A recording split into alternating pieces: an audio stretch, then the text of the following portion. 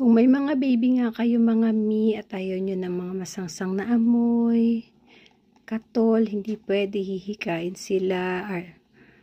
So yun, I highly recommend na gumamit tayo nitong anti-mosquito mat. Meron na siyang kasamang 5 mats. Ito, so 5 nights.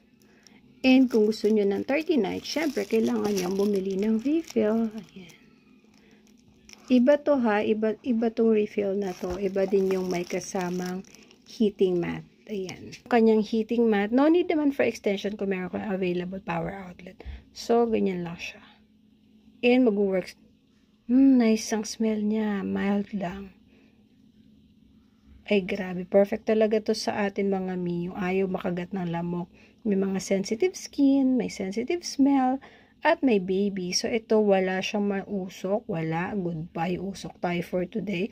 Tapos, mild lang kanyang scent. So, good for babies. So, siya, try nyo na din. Get yours now.